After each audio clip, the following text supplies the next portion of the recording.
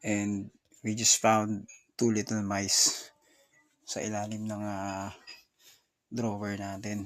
Kasi naglilinis tayo, tamang linis tayo ngayon. No?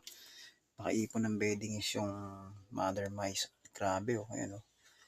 Unfortunately, sa gusto natin relocate yung isa, naiipit siya. Ito dead na, dedo na.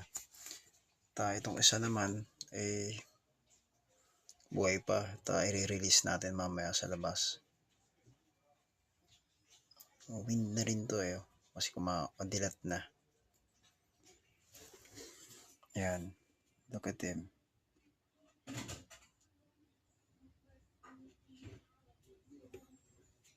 Oh. 4 little mice.